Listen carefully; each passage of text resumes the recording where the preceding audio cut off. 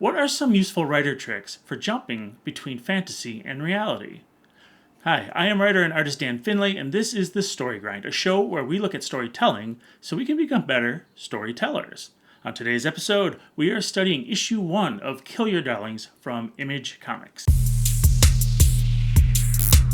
If you like getting into the weeds on the craft of storytelling and trying to get better at it, please like, subscribe, and hit the bell icon below. Okay, so let's get started. Here are the credits for Kill Your Darlings. Okay, so Kill Your Darlings is a series that runs for 8 issues, which is a little unusual because the series these days rarely go over 6 issues.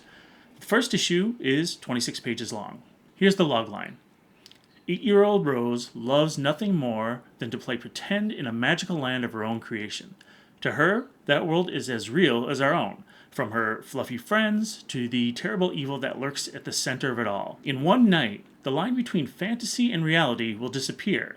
An ancient hunger will feed again, and Rose will be pulled into a gruesome saga that began centuries before her birth. All right, here we go. Scene 1, 3 pages long.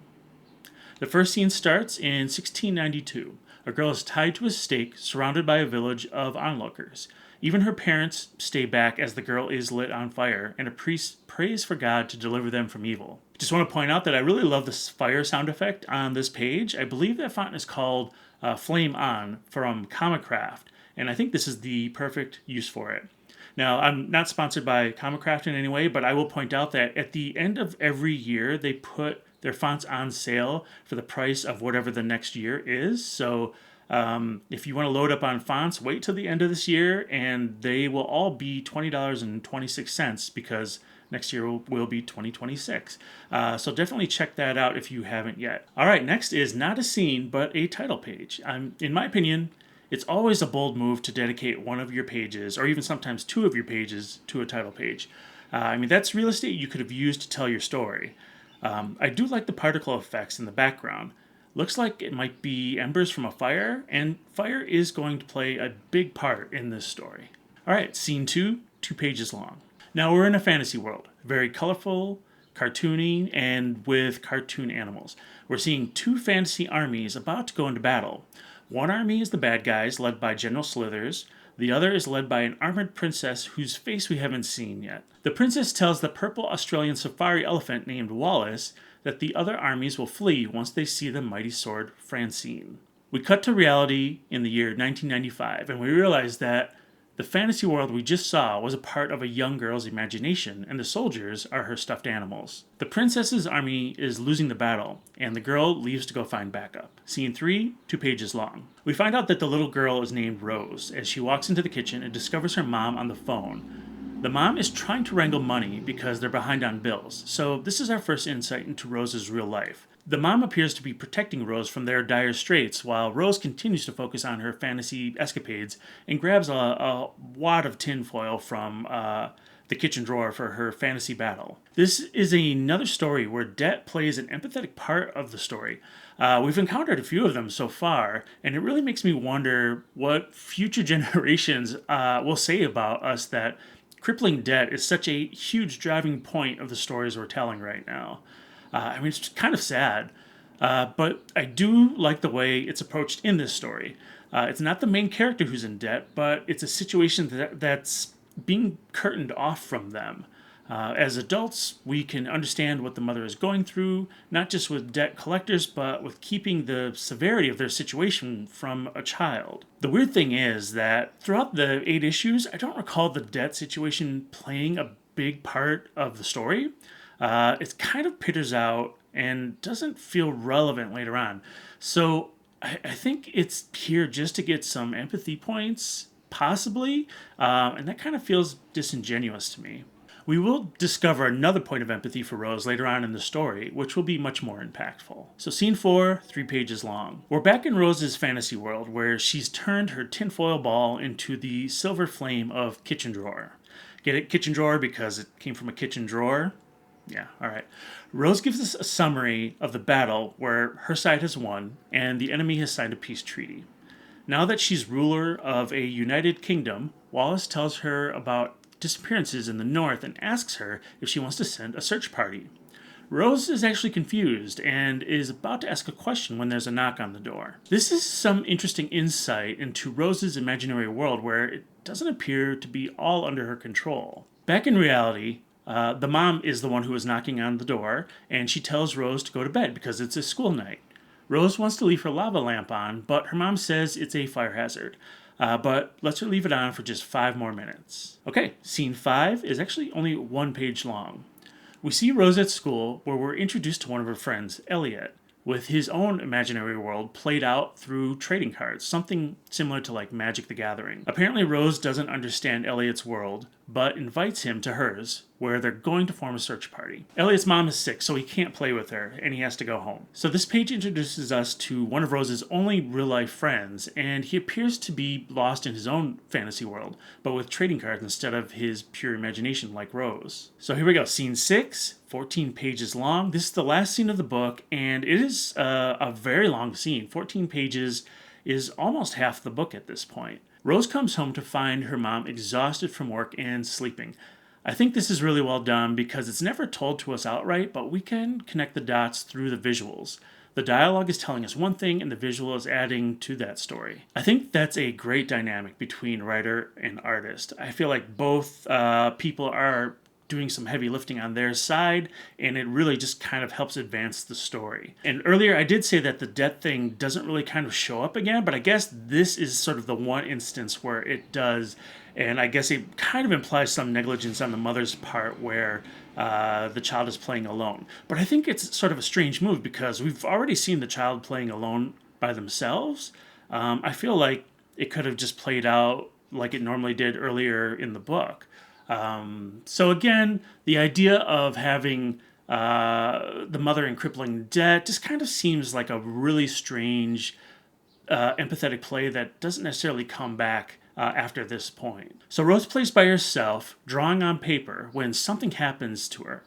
In reality, she appears to become possessed and draws things that are out of her control. We see that in the fantasy world, she's scared. I think the creative team did a great job of cutting back and forth between these two worlds without over-explaining it. It's all done through visuals.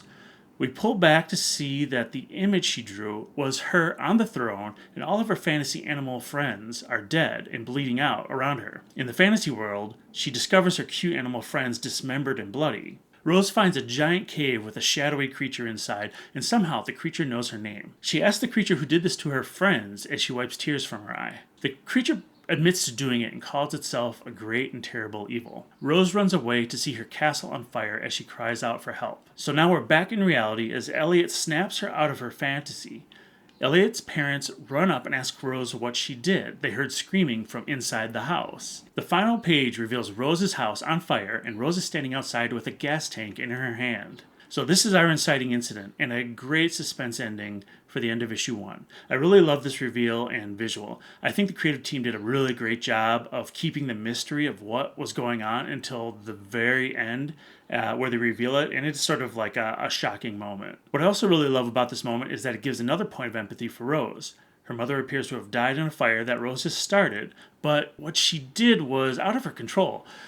She was a victim of her own fantasy and imagination. So let's take a 10,000-foot view of the story. But first, the Story Grind is brought to you by the stories that I make. Get one of my digital mini comics for free when you join the newsletter and get monthly updates on my writing journey. If you want to see more of my work, check out my novels on Amazon and my comics on Gumroad. Links are below. Don't forget to like and subscribe to the channel.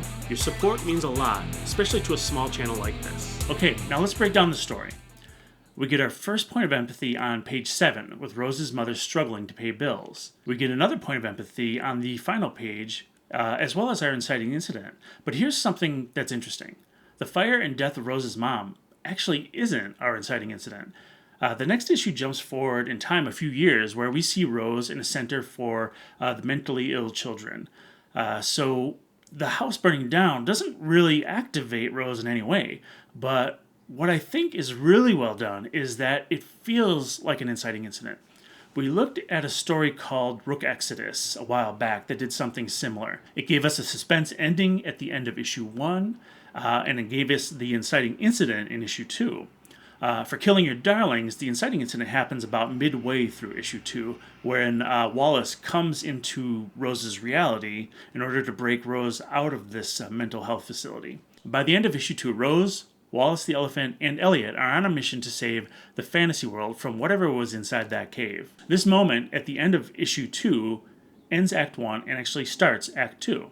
I mean, this kind of explains why the series is 8 issues long. The inciting incident starts really late. So I guess a good tip here is that I don't always need to drop my inciting incident in the first issue, but I do need a suspense ending to bring the reader back. Although that's a risky bet, especially in a world where everything is trying to grab our attention. Also, if I push the inciting incident out further, I'll have to add more issues to the story in order to complete the story arc. I'm curious to know if the series made money for the creative team or not, or if the profits kind of petered out between issues 6 and 8, as the industry tends to suggest. And for those who haven't seen my other videos, I'm referring to people in the comic industry talking about how a creative team can make a good sales on their first few issues, but by issue 6, the sales are so bad that it kind of cancels out the profits made in the first few issues, which is why we're seeing a lot more 5 and 6 issue series now. Of course, this all depends on the creative team's name and their following. Now, I originally stopped reading this series at issue 3, and we'll get into why later, but if this series was 5 issues instead of 8, the completionist in me probably would have bought the last 2 issues just to have a complete collection. So pushing an inciting incident to a second issue and creating a longer than necessary series comes with a lot of risk. Okay, did you notice how this story jumps back and forth between reality and fantasy without using captions? One of the great things this story does is harness the power of color. We have this juxtaposition of reality and fantasy worlds playing out next to each other. And for me, the communication was really well done and clear. Reality is drab and desaturated. Fantasy is filled with saturated colors and pastels. Let's take a closer look at how the issue switches back and forth between the two worlds.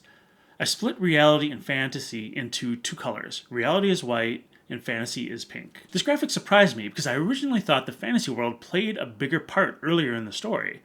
The very last scene shows how frequently the realities switch back and forth. One more thing I wanted to point out was the very tail end of the scene at the end of the book. Did you notice what happens to Rose's reality when she snaps out of her fantasy state?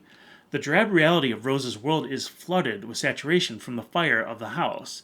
It has a really nice impact for this final image. Writing a story with color in mind is something I'll definitely put in my back pocket for future stories. So the first issue of Kill Your Darlings is really strong. Unfortunately, the rest of the issues are not that strong.